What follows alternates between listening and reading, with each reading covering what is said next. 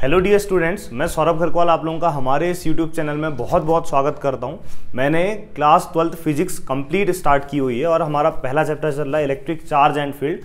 आज हम लोग पढ़ने वाले हैं किसी भी इलेक्ट्रिक डाइपोल से उसकी इक्वेटोरियल पोजीशन पे इलेक्ट्रिक फील्ड कितना होता है। इससे पहले के लेक्चर अगर आप लोगों ने नहीं देखे तो आप लोग हमारी प्लेलिस्ट में जाके देख सकते हैं। बाकी अगर आप लोगों को सारे लेक्चर्स के ऑफलाइन नोट्स चाहिए, उसके अलावा आप लोग हमारे ग्रुप से अगर जुड़ना चाह रहे हैं जहाँ पे रेगुलर वीडियोज और नोट्स मिलते हैं, तो आप लोग मेरे इस नंबर पे कांटेक्ट करके मुझे बता सकते हैं कि सर मुझे ऑनलाइन यूट्यूब वाले बैच में ऐड कर दो, तो मैं आप लोगों को ऐड कर दूंगा। बाकी हमारी रेगुलर वीडियोज डेली 6 बजे आती है, संडे को छोड़ के, ठीक है। तो हम लोगों ने पढ़ा था इलेक्ट्रिक डाइपोल के बारे में पढ़ लिया है, डाइपोल मोमेंट पढ़ लिया है, electric field at an axial position पढ़ लिया है। आज हम लोग पढ़ने वाले हैं electric field at an equatorial position of dipole, ठीक है। तो electric field at an equatorial position of dipole, उससे पहले मैंने आप लोगों को थोड़ा सा एक नॉलेज दे देता हूँ डाइपोल से रिलेटेड। वैसे तो आप लोगों को पता है, फिर भी जो लोग नए स्टूडेंट हैं उनके लिए, जो हमारा डाइपोल है इसमें इक्वल मैग्नीट्यूड के दो चार्ज होते हैं। इक्वल मैग्नीट्यूड मतलब न्यूमेरिकल वैल्यू बराबर, जिनका नेचर जस्ट अपोजिट होता है, एक दूसरे से बहुत कम डिस्टेंस पे सेपरेटेड रहते हैं। तो जानबूझ के इनकी डिस्टेंस में 2L लेता हूँ। इसको बोलते हैं बच्चों इलेक्ट्रिक डाइपोल। इस इलेक्ट्रिक डाइपोल का जो डाइपोल मोमेंट है इसको P से दिखाते हैं। इसका जो मैग्नीट्यूड होता है, दोनों में से किसी एक चार्ज को ले लो इंटू दोनों चार्जेस का जो सेपरेशन है ये ले लो, ये इसका डाइपोल मोमेंट होता है, ठीक है। जो आपका डाइपोल मोमेंट है इसकी डायरेक्शन हमेशा याद रखना बच्चों, माइनस क्यू से कहाँ की तरफ होती है, प्लस क्यू चार्ज की तरफ होती है। इतना आप लोगों को आना चाहिए, ठीक है ना। तो आज हम लोग अब किसी भी डाइपोल से उसकी इक्वेटोरियल पोजीशन पे इलेक्ट्रिक फील्ड पता करने वाले हैं। हाँ देखो, फिर सबसे पहले इक्वेटोरियल पोजीशन आपने समझना पड़ेगा। मान लो ये आपका डाइपोल है, माइनस क्यू, ये आपका प्लस क्यू, ये आपकी डाइपोल एक्सिस है, ये इसका सेंटर पॉइंट O है। तो किसी भी डाइपोल के सेंटर से जाने वाली जो वर्टिकल लाइन होती है ना बच्चों, इसी को बोलते हैं इक्वेटोरियल पोजीशन। तो इस इक्वेटोरियल पोजीशन पे कहीं पर को भी आपने इलेक्ट्रिक फील्ड पता करना हो सकता है आपने यहाँ पे पता करना हो सकता है आपने यहाँ पे पता करना हो, कहीं पे भी पता करना हो तो आप लोग इलेक्ट्रिक फील्ड पता कर सकते हैं। मैं बताऊंगा कैसे पता करेंगे, इंपॉर्टेंट टॉपिक है, ठीक है। तो चलो इसको मिटा लेते हैं फिर। अब कुछ दिनों में क्लास 11th फिजिक्स भी स्टार्ट होने वाली है, तो आपके छोटे भाई बहन है तो उनको बता देना कि ये चैनल सब्सक्राइब कर लो, ठीक है, तो उन लोगों को नोटिफिकेशन मिल जाएगा। तो सबसे पहले क्या करते हैं, एक डाइपोल बनाते हैं यहाँ पे, ठीक है। इसकी लेंथ लगभग 10 सेंटीमीटर रख लेते हैं। तो एक मेरा एक इलेक्ट्रिक डाइपोल है, ये इसका यहाँ पे कहीं ना कहीं 5 सेंटीमीटर पे एक सेंटर पॉइंट होगा, ठीक है। अब मैंने इस डाइपोल के दो पोल्स दिखा देता हूँ, ध्यान से देखना जरा। तो ये वाला जो पोल होगा इसका बच्चों, और जो ये वाला पोल होगा, दोनों का मैग्नीट्यूड सेम होगा और नेचर जस्ट अपोजिट होगा। तो ये ले लेता हूँ मैं माइनस क्यू, और ये पोल की पोल स्ट्रेंथ लेता हूँ प्लस क्यू, ठीक है। और बच्चों डाइपोल का जो सेपरेशन हम लेते हैं वो 2L लेते हैं। तो मैं यहाँ से यहाँ तक का जो सेपरेशन है ये दिखा देता हूँ 2L, ठीक है ना बच्चों। डाइपोल की जो लेंथ है हम 2L लेते थे, तो ये जो डिस्टेंस है इसको हम लिख लेते हैं 2L, ठीक। अब डाइपोल का जो सेंटर पॉइंट है वो यहाँ पे है, ये डाइपोल का सेंटर पॉइंट O है। तो आप लोग मुझे बताओ जरा कि ये यहाँ से यहाँ तक की डिस्टेंस और यहाँ से यहाँ तक की L प्लस L हो जाएगी, ठीक है। तो मैं ये डिस्टेंस को किसी दूसरे कलर से दिखाता हूँ, इससे दिखाता हूँ। तो ये जो डिस्टेंस है आपकी ये और बाकी ये जो डिस्टेंस है आपकी ये, ठीक है। इसको क्या ले लेते हैं बच्चों, L ले लेते हैं, क्योंकि टोटल 2L लिए मैंने, ठीक है। यहाँ तक आराम से चीज़ों को समझो, कोई दिक्कत कोई परेशानी कोई समस्या आएगी नहीं आपको, ठीक है। तो मैंने एक डाइपोल दिखा दिया 2L लेंथ का। अब मैंने इसकी इक्वेटोरियल पोजीशन पे इलेक्ट्रिक फील्ड पता करना है, तो इसके लिए एक वर्टिकल लेना पड़ेगा फिर, ठीक है। तो ये इस तरीके से एक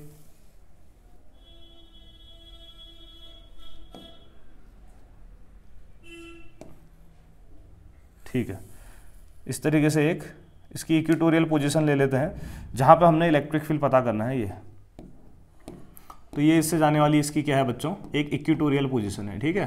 कहीं पर को भी पता करो, आप पे डिपेंड करता है कि आप कहाँ पता करते हैं, ठीक है। तो मान लो यहाँ पर को आपने इलेक्ट्रिक फील्ड पता करना है इसकी इस इक्वेटोरियल पोजीशन पे, तो इस पॉइंट को कह देते हैं P। तो यहाँ पे इलेक्ट्रिक फील्ड पता करना है तो यहाँ पे एक टेस्ट चार्ज लेना पड़ेगा प्लस Q नॉट, एक टेस्ट चार्ज ले लेता हूँ, ठीक है बच्चों। तो अब इस डाइपोल से इलेक्ट्रिक फील्ड पता करना है P पे, तो डाइपोल में दो पोल है। तो सबसे पहले एक काम करते हैं, प्लस Q से इस P पॉइंट पे इलेक्ट्रिक फील्ड पता कर देते हैं। उसके बाद माइनस क्यू से पता करेंगे, दोनों के इलेक्ट्रिक फील्ड को ऐड कर देंगे तो टोटल इलेक्ट्रिक फील्ड पता चल जाएगा। दो लोग हैं रमेश सुरेश, इसकी हेल्प कर रहे हैं, तो दोनों ने मिलकर इसकी कितनी हेल्प करी अगर मैं आपसे पूछूं तो आप बोलोगे रमेश ने कितनी हेल्प करी, फिर आप देखोगे सुरेश ने कितनी हेल्प करी, दोनों को ऐड कर दोगे। लेकिन वेक्टर है तो इनका एडिशन वेक्टरों की तरह होगा थोड़ा बहुत, ये ध्यान रखना। हाँ, तो मैं ले लेता हूं फिर बच्चों, ये मान लो प्लस क्यू से इस पी पॉइंट पे मैंने इलेक्ट्रिक फील्ड पता करना है कितना होगा, ठीक है ना। तो देखो आप लोगों को ये पता होना चाहिए बच्चों कि सेम चार्ज एक दूसरे को क्या करते हैं, रिपल करते हैं, ठीक है। तो प्लस क्यू है और ये प्लस क्यू नॉट है, तो सेम चार्ज एक दूसरे को रिपल करते हैं। तो जो प्लस क्यू चार्ज है आप लोगों का कैसे रिपल करेगा, ध्यान से देखना। प्लस प्लस को रिपल करेगा तो ये कहां को रिपल करेगा, प्लस क्यू चार्ज, इसको देखना। तो प्लस क्यू चार्ज ऐसे करके इस पर एक रिपल्सिव फोर्स लगाएगा,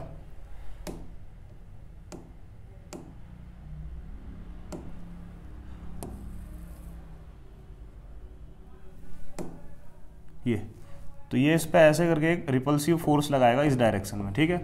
थोड़ा सा स्केल का काम हो रहा है तो हल्का सा टाइम लग जा रहा है, आप लोग फास्ट फॉरवर्ड कर देना इसको, ठीक है। इस तरीके से इसको इस डायरेक्शन में क्या करेगा, रिपल करेगा, ठीक है।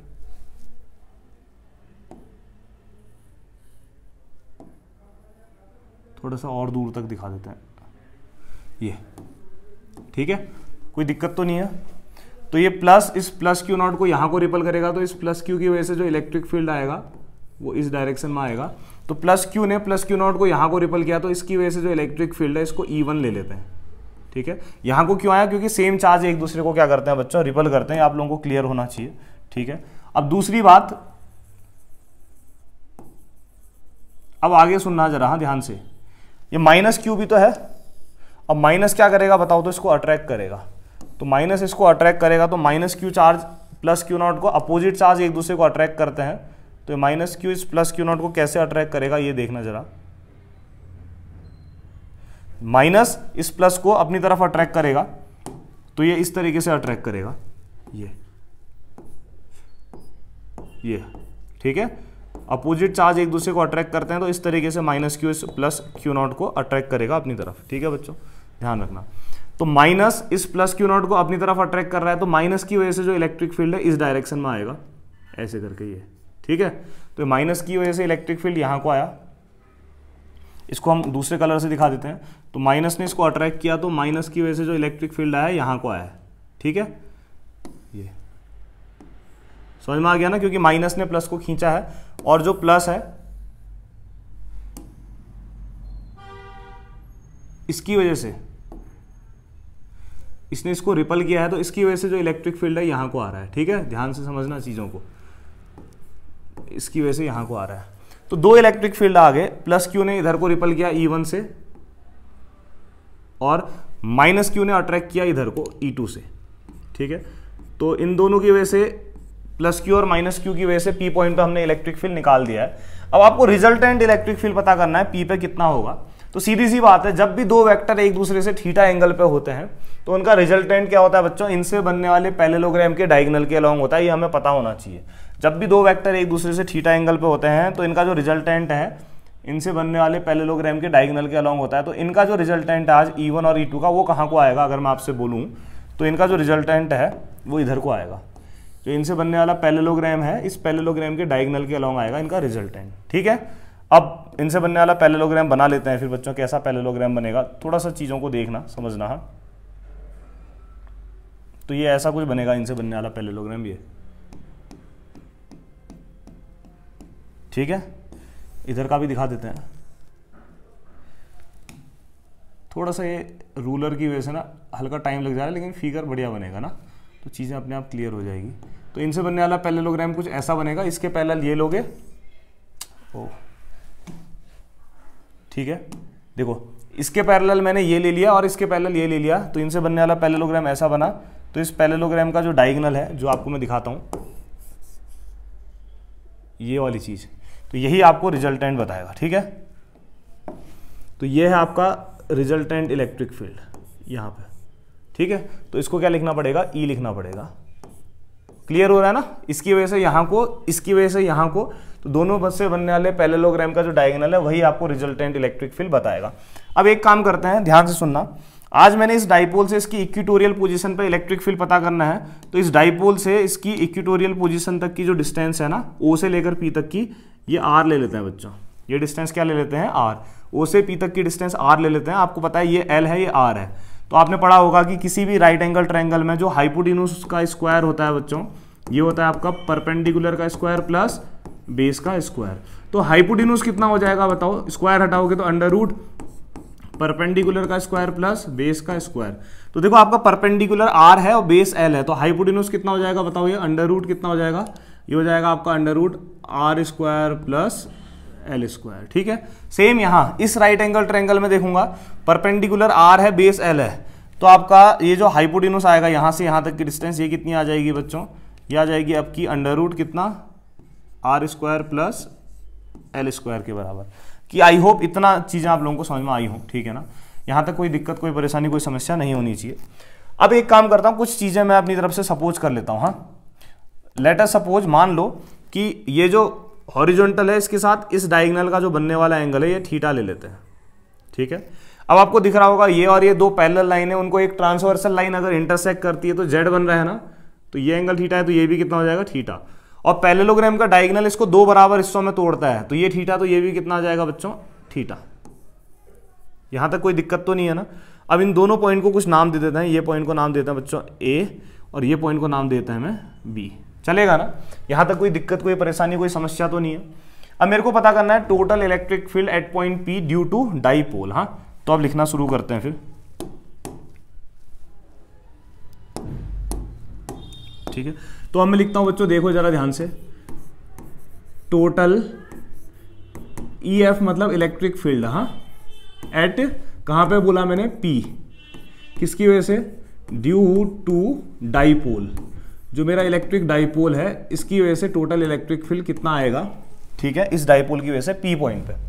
तो हम कैसे निकालेंगे बच्चों? ध्यान से सुनो। प्लस क्यू की वजह से इलेक्ट्रिक फील्ड E1 आया, माइनस क्यू की वजह से E2 आया, तो इन दोनों का रिजल्टेंट E आया है, तो टोटल इलेक्ट्रिक फील्ड को क्या लिखना पड़ेगा हमने बच्चों? E लिखना पड़ेगा। तो E इक्वल टू, अब ये निकलेगा कैसे? एक छोटी सी बात आप लोगों को अगर नहीं पता है, देखो ये डेरिवेशन को मैं शॉर्ट तरीके से बता रहा हूं।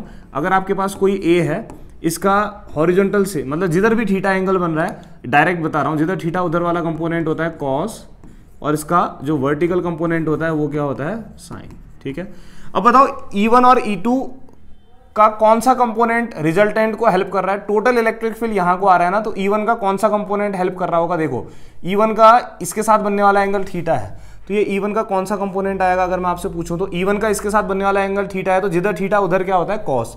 तो कहीं ना कहीं आप कह सकते हो कि E1 का कॉस थीटा वाला कंपोनेंट आपको हेल्प कर रहा होगा। E2 का भी इसके साथ बनने वाला एंगल थीटा है, तो E2 का कौन सा कंपोनेंट हेल्प कर रहा होगा अगर मैं आपसे पूछूं? इधर थीटा, तो E2 का भी कॉस थीटा कंपोनेंट हेल्प कर रहा होगा। तो कहीं ना कहीं जो हमारा आज रिजल्टेंट इलेक्ट्रिक फील्ड है, इसको E1 का कॉस थीटा और E2 का कॉस थीटा कंपोनेंट हेल्प कर रहे हैं। तो कहीं ना कहीं P पॉइंट पे दोनों डाइपोल की वजह से टोटल इलेक्ट्रिक फील्ड E आया, इसको हेल्प करा E1 के कॉस ने और E2 के कॉस ने। तो E इक्वल टू आ जाएगा आपका E1 कॉस थीटा प्लस किसके बराबर आएगा? E2 cos theta. इन दोनों की वजह से मिलके हमें रिजल्टेंट मिल रहा है। बाकी साइन वाला ऊपर को जाएगा, इसका साइन वाला नीचे को, तो कैंसिल कर देंगे, मैग्नीट्यूड में बराबर आते हैं, उधर हमने जाना भी नहीं है। हमने ये देखना है कि रिजल्टेंट किसकी वजह से मिल रहा है? कॉस की वजह से मिल रहा है। ठीक है, अब इन दोनों में से कुछ कॉमन आ जाएगा फिर, तो देखो E इक्वल टू आ जाएगा, कॉस थीटा कॉमन आएगा तो ये कितना आ जाएगा? E1 प्लस ये आ जाएगा आपका E2, और साथ में कितना आ जाएगा? कॉस थीटा आ जाएगा। ठीक है, तो इसको बोल देते हैं बच्चों इक्वेशन नंबर फर्स्ट। तो जो टोटल इलेक्ट्रिक फील्ड अगर आपने इस P पॉइंट पे पता करना है, तो E equal to E1 plus E2 cos theta के बराबर होगा। बस अब हम लोगों का काम क्या है? E1 और E2 निकालना है, कॉस थीटा निकालना है, सारी वैल्यू यहाँ पे रख देंगे, आंसर आ जाएगा। E1 क्या है? प्लस Q की वजह से P पे इलेक्ट्रिक फील्ड है, तो निकालते हैं सबसे पहले E1। हाँ, तो अब लिखता हूँ इलेक्ट्रिक फील्ड एट P किसकी वजह से? Due two plus Q। तो P पॉइंट पे इलेक्ट्रिक फील्ड पता कर रहे हैं due two plus Q charge की वजह से। इस प्लस Q की वजह से P पॉइंट पे इलेक्ट्रिक फील्ड पता कर रहे हैं, तो प्लस Q की वजह से P पे इलेक्ट्रिक फील्ड E1 है, तो ये आ जाएगा आपका E1 इक्वल टू आ जाएगा 1/4 pi epsilon not. Plus Q की वजह से पता कर रहे हैं, तो प्लस Q का मैग्नीट्यूड कितना है? Q है, अपॉन Q से P पॉइंट तक की डिस्टेंस कितनी है? ये आपकी under root R square plus L square का क्या आ जाएगा, होल स्क्वायर आ जाएगा। देखो अब ये रूट से स्क्वायर क्या हो जाएगा, कैंसिल, ठीक है ना। तो कहीं ना कहीं E1 की वैल्यू आ जाएगी 1/4 pi epsilon not plus Q की वजह से मैग्नीट्यूड लेते हैं बच्चों, हाँ Q, और यहाँ से यहाँ तक की डिस्टेंस अंडर रूट का स्क्वायर करोगे तो मैंने बोला वो कैंसिल हो जाएगा, तो ये आ जाएगा R square plus L square, ठीक है। तो इसको बोल देते हैं इक्वेशन नंबर सेकेंड। तो आपने E1 निकाल दिया, क्या निकाल दिया, प्लस Q की वजह से P पे इलेक्ट्रिक फील्ड E1 निकाल दिया। ऐसे ही अब हम E2 निकालते हैं, E2 मतलब माइनस Q की वजह से P पे इलेक्ट्रिक फील्ड, यही तो E2 है। तो वैसे ही करके लिखते हैं बच्चों, इलेक्ट्रिक फील्ड एट P किसकी वजह से, ड्यू टू माइनस Q, हाँ। तो माइनस Q की वजह से कितना आ जाएगा, E2 है ना, E2 इक्वल टू आएगा 1/4 पाई एप्सिलॉन नॉट। देखो माइनस Q चार्ज का मैग्नीट्यूड कितना होगा, हम मैग्नीट्यूड लेते हैं तो ये Q है, Q, और माइनस Q से P पॉइंट तक की distance under root R square plus L square है। तो ये जो डिस्टेंस है अंडर रूट कितनी है, R square plus L square है, तो इसका क्या हो जाएगा, होल स्क्वायर हो जाएगा। तो रूट से स्क्वायर कैंसिल हो जाएगा, तो माइनस Q चार्ज की वजह से इलेक्ट्रिक फील्ड आएगा 1/4 पाई एप्सिलॉन नॉट, यह आ जाएगा Q अपॉन कितना आ जाएगा, आर स्क्वायर प्लस कितना आ जाएगा, एल स्क्वायर, ठीक है। तो ये इक्वेशन नंबर थर्ड हो गई। तो हमने देखो E1 निकाल दिया है बच्चों, ठीक है, ये हमने आपका E2 निकाल दिया है। ये दो चीजें चाहिए थी ना, आप बोलोगे कॉस थीटा भी तो चाहिए, निकाल लेते हैं cos theta, right triangle AOP में देख के, हाँ।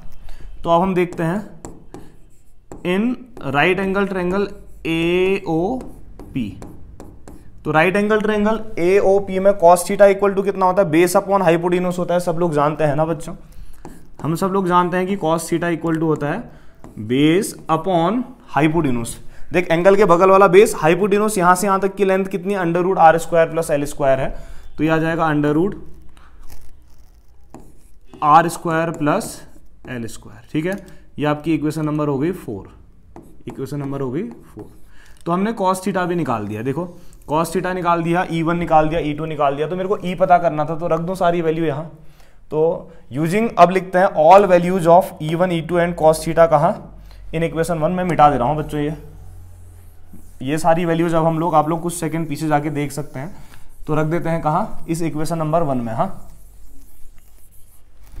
तो अब लिखता हूं यूजिंग वैल्यूज ऑफ किसकी, E1, E2 and cos theta कहाँ, इन इक्वेशन नंबर फर्स्ट, ठीक है। तो यहां से आ जाएगा E इक्वल टू, E1 की वैल्यू है 1/4 पाई एप्सिलॉन नॉट, ध्यान सुनना, Q अपॉन अभी अभी निकाली थी हमने, R square plus L square, आप लोग जाके देख सकते हो, ठीक है, कुछ सेकंड पीछे जाके, प्लस E2 की वैल्यू कितनी है 1/4 pi epsilon naught, Q upon कितना, R square plus L square, ठीक है।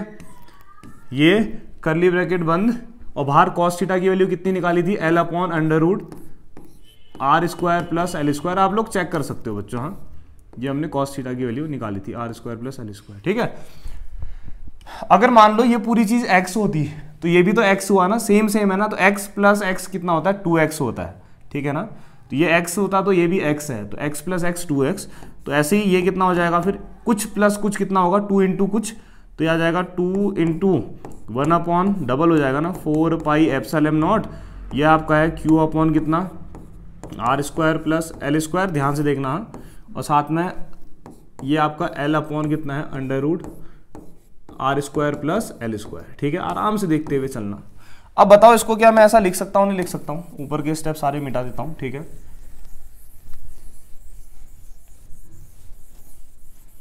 अब देखो बच्चों, इसको थोड़ा सा सही से लिख रहे हैं, ठीक है। सही से लिखने का मतलब कि थोड़ा सा खूबसूरत तरीके से, खूबसूरत तरीके से लिखने का मतलब है कि 1/4 पाई एप्सिलॉन नॉट आगे लिख दो। देखो 2QL को ऐसा लिख दो, क्या फर्क पड़ेगा, Q इंटू 2L, कोई फर्क नहीं पड़ेगा, लेकिन ऐसा करने से ना 2QL ही तो हुआ, ये Q इंटू 2L आपका डाइपोल मोमेंट होता है, हाँ, ठीक है। और इसको मैंने ऐसा ही लिखा है, R square plus L square, ठीक है। ये रूट, अगला क्या है, R square plus L square. ठीक है, समझ में आ गया ना।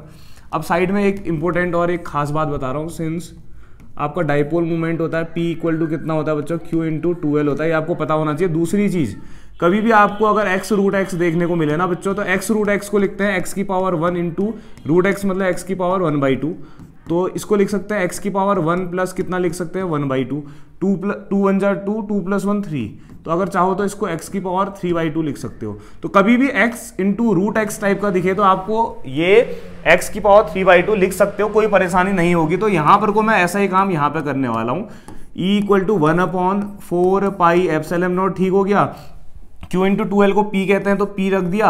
अब आप खुद देखो, अगर ये चीज आपकी x है तो ये रूट x है नहीं है, तो इसको मैं क्या लिख सकता हूँ बच्चों, इसको मैं लिख सकता हूँ R square plus L square की होल पावर 3/2। ठीक है ना। तो यही होता है हमारा किसी भी डाइपोल से उसकी इक्वेटोरियल पोजीशन पे इलेक्ट्रिक फील्ड। अभी वेक्टर फॉर्म पे भी लिखेंगे। हाँ, तो यहाँ से आ गया ई इक्वेटोरियल इक्वल टू कितना आ गया फिर 1/4 pi epsilon naught P upon कितना आ गया R square plus L square की होल पावर 3/2। ठीक है ना। तो यही होता है किसी भी डाइपोल से इसकी इक्वेटोरियल पोजीशन पे इलेक्ट्रिक फील्ड का फॉर्मूला। कोई दिक्कत, कोई परेशानी, कोई समस्या नहीं है ना। अब इसके अंदर एक केस लेते हैं। केस क्या लेते हैं, इफ अगर जनरली मैंने आपको बताया था कि डाइपोल की जो लेंथ है 2L बहुत कम होती है, तो L तो और कम होगा ना। तो इसके अंदर एक केस ले रहा हूं, इफ अगर R very very greater than L हो जाए, अगर R बहुत बड़ा हो जाए L से, तो हम क्या कर सकते हैं, L को नेग्लेक्ट कर सकते हैं। तो हम L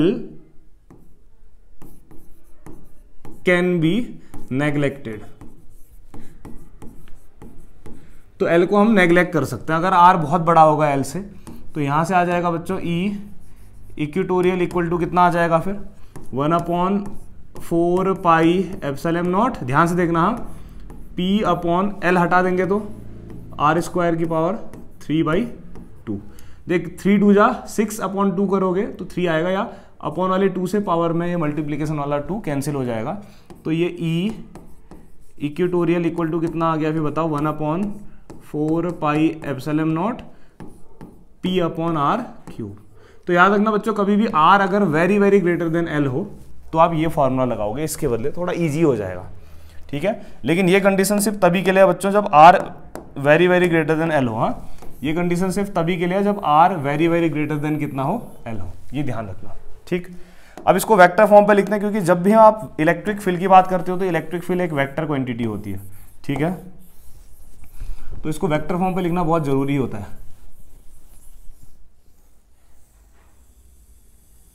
तो इसको वेक्टर फॉर्म पे लिखना बहुत आसान है बच्चों, बहुत ही ज़्यादा। हाँ, कैसे लिखते हैं इलेक्ट्रिक फील्ड को वेक्टर फॉर्म पे, देखना जरा ध्यान से।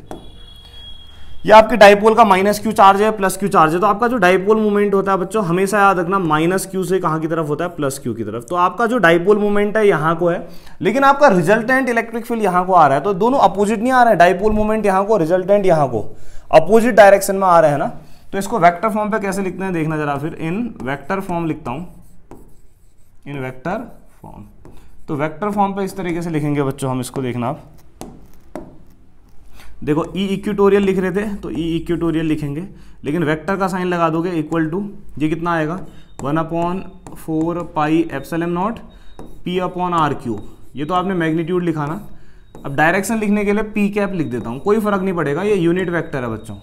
P कैप एक यूनिट वेक्टर है, इसका मैग्नीट्यूड 1 है, 1 से इसको मल्टीप्लाई करोगे यही आएगा, लेकिन ये डायरेक्शन दिखा रहा है। लेकिन आप खुद देखो कि ये जो P कैप मतलब डाइपोल मूवमेंट की डायरेक्शन है इलेक्ट्रिक फील्ड के अपोजिट है, तो यहाँ पे आपने माइनस भी लगाना पड़ेगा। क्या भी लगाना पड़ेगा, माइनस।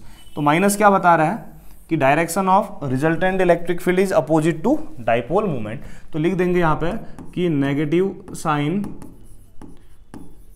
रिप्रेजेंट्स दैट क्या, direction of E vector is opposite to dipole movement P vector, जिधर को डाइपोल मूवमेंट जा रहा है उसके अपोजिट होगी। ठीक है, आई होप कि आप लोगों को ये टॉपिक समझ में आया होगा। बाकी मिलते हैं नेक्स्ट लेक्चर में। Thank you.